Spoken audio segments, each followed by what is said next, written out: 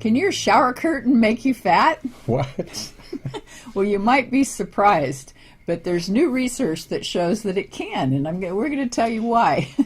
We've been hearing for a long time now, there's been a lot of scientific research indicating that the phthalates that start with a PH, TH, ALATES, they're usually the second half of a word. But anyway, that the phthalates can cause a lot of problems like endocrine disruption and neurological problems and so forth. But now new research just came out that they did on kids, and they're showing that it can increase the incidence of obesity. Yeah, it's a strange stretch, and you're going, what? How do you make this connection? Why would a toxic environmental product cause a problem with obesity? And it's pretty straightforward when you look at the biochemistry. When you're exposed to toxic chemicals of any kind, they cause inflammation in the body. And when the body's in an inflamed state, it affects two hormones in particular, one called leptin and the other called insulin. And when you have leptin resistance and insulin resistance, it predisposes to being overweight. It's a pretty interesting relationship. And also to diabetes. Diabetes as well, that's right. But the big thing here we're talking about is phthalates, which are found in your shower curtain and a lot of other products that we use, do cause inflammation. And now we have a study that makes the connection that's clear.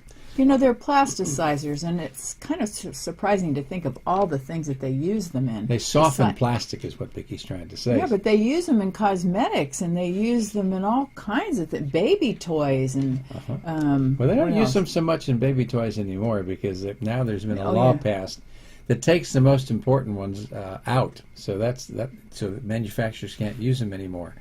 But the data on this is very interesting because they took 387 kids in New York, and they measured their body mass index, which looks at the relationship between their height and weight, and phthalate levels. And what they found is it was 10% more obesity if levels of phthalates were high compared to those kids that had low phthalates. So we know that this is what's happening.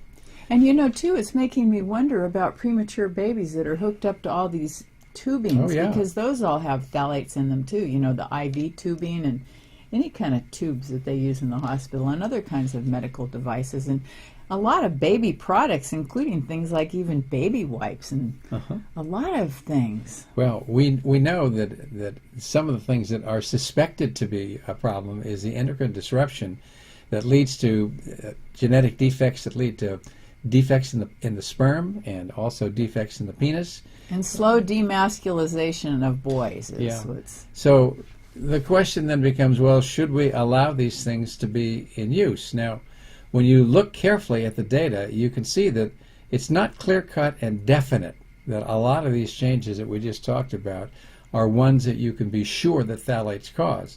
And of course, the people who are in the biochemistry industry and making the products are denying that until we know that it causes a problem, that we should just allow it.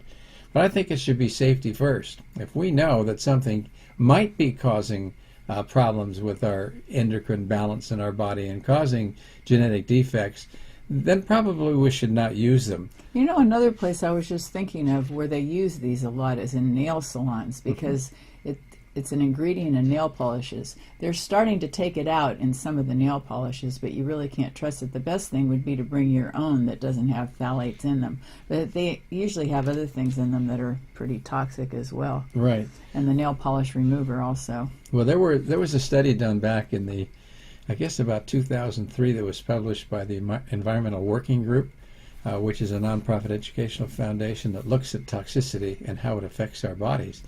And they studied 9 people who were scattered throughout the U.S. in different places. Some in places like at the West Coast where they're on the sea and they're getting clean air and they're not exposed to toxins from organic or from foods that are sprayed because they're eating organic foods. And then comparing them with people that live in New York or Chicago or other places in the country. And what they found when they looked at about 210 different kinds of toxins that were being measured in these people by examining their blood and their urine, they found that almost everybody had over 160 of these toxins in their fat tissues or in their body.